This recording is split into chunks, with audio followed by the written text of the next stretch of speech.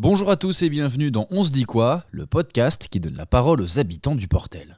Ça a bien évolué. Il faut rappeler que la femme a un certain rôle dans la société. Aujourd'hui, elle a autant de droits que l'homme. Il faut que les femmes soient libres.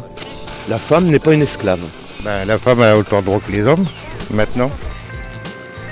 J'espère d'ailleurs que ça va continuer comme ça, que les femmes vont continuer à être soudées comme ça. Et pour cette première série de podcasts, on va parler de la Journée internationale des droits des femmes et questionner les habitants de la commune sur l'égalité femmes-hommes dans notre société. Et ce nouveau podcast est consacré à la politique. Qui pense aux droits d'une vendeuse toujours souriante possédait en effet une municipalité en jupon où les conseillers étaient des conseillères. Il faudrait un miracle pour qu'on retrouve en mars prochain plus de 9 femmes à l'Assemblée nationale. Leur place est-elle au Parlement, alors que tant d'autres travaux pourraient mettre en valeur leur qualité naturelle? Un peu d'histoire avant de commencer. L'ordonnance du 21 avril 1944 a établi que les femmes sont électrices et éligibles dans les mêmes conditions que les hommes. Pourtant, si les femmes participent aux élections politiques, elles restent longtemps, très longtemps, minoritaires parmi les élus. Preuve en est avec la faible part des femmes dans les instances dirigeantes. Prenons l'exemple de l'année 1970. Les femmes ne représentaient que 4% des maires et seulement 14% des conseillères municipales. Dans les années 90, il est apparu nécessaire de faire évoluer la loi pour permettre une meilleure représentation politique des femmes. En 2020, la part de femmes élues maires est assez faible, à peine 20%, et le nombre de conseillères municipales, même s'il a augmenté un tout petit peu, ne dépasse pas les 43%. Allez, on va prendre un chiffre très local. Dans l'agglomération boulonnaise, elle compte 22 communes. Combien, selon vous, sont dirigées par des femmes ? Eh bien, la réponse, c'est 3. Saint-Léonard, Neuchâtel-Ardeleau et Saint-Étienne-au-Mont. Alors, nous avons interrogé les habitants du Portel et nous leur avons posé cette question.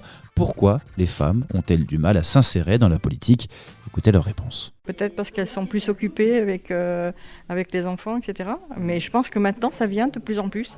Elles ont envie, elles ont des choses à dire. Parce qu'ils sont freinés par les hommes aussi, parce que ça a toujours été plus ou moins les hommes au gouvernement que les femmes. Maintenant, ils s'implantent quand même plus facilement maintenant. Il y a bien des chefs d'entreprise femmes et ça marche très bien. C'est dû au fait qu'il y a beaucoup de femmes qui sont caricaturées et qui se disent moi je sacrifie ma vie aux autres. Donc c'est un dévouement personnel, je pense. Ils ont moins de place pour eux dans la politique. C'est plus un rôle d'homme. Ça reste pour les femmes, ils croient plus accessible aux hommes que pour elles. Parce qu'on parle beaucoup d'égalité homme-femme, mais alors d'aujourd'hui dans la société c'est pas vraiment représenté. Donc s'il y a très peu de femmes, c'est parce qu'il y a un peu de manque d'égalité entre la femme et l'homme au niveau de la politique. Parce qu'on n'est pas, je trouve que la France n'est pas encore assez évoluée au niveau mentalité qu'une femme peut avoir le pouvoir. C'est ça mon point de vue. Et le témoignage de cette habitante pose question. En effet, pourquoi les femmes sont si peu présentes en politique ?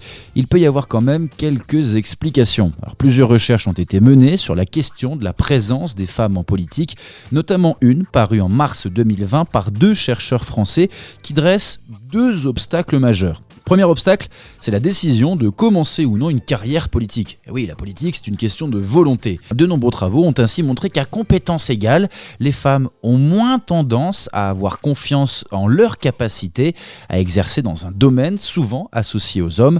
C'est le cas de la politique. Un second obstacle viendrait des partis politiques par rapport aux candidatures féminines. Cela a été montré, les partis hésitent à présenter des femmes ou les envoient alors dans des circonscriptions particulièrement difficiles à gagner. Alors bien sûr, ce n'est pas une généralité et quand on questionne des femmes déjà établies dans le monde politique, la vision est un peu différente, c'est ce que nous dit Stéphanie Langagne. Elle est adjointe au rayonnement culturel et aux relations avec les commerçants et pour elle, peu importe le sexe, en politique, c'est la conviction le plus important. En fait, on est venu me chercher et monsieur le maire me l'a proposé. J'y ai réfléchi quand même parce que c'est un investissement pour les habitants, pour la ville, c'est très important. Et puis, je pense qu'en politique, que vous soyez homme ou femme, l'important, c'est ce que vous pouvez apporter aux gens et non pas ce que vous représentez. Le fait d'être une femme enfin personnellement pour moi en politique, la parole et les engagements que vous pouvez avoir n'ont pas d'importance que vous soyez un homme ou une femme, et que c'est votre force, votre motivation qui fait que vous allez pouvoir engendrer et fédérer autour de vous. Donc que vous soyez homme ou femme, c'est pareil. Enfin, à mon sens. Oui, ce n'est peut-être pas demain que l'égalité femmes-hommes verra le jour dans tout le pays, mais on le voit, des collectivités à leur niveau, à leur échelle, comme la municipalité portelloise, s'investissent et font bouger un peu les lignes. Ce podcast a été réalisé avec les habitants des quartiers prioritaires du Portel dans le cadre de la Journée internationale des droits des femmes qui a lieu chaque année le 8 mars. Retrouvez tous les podcasts d'On se dit quoi sur le www.le-portel.bibli.fr ou sur le Facebook et la chaîne YouTube de la médiathèque du Portel.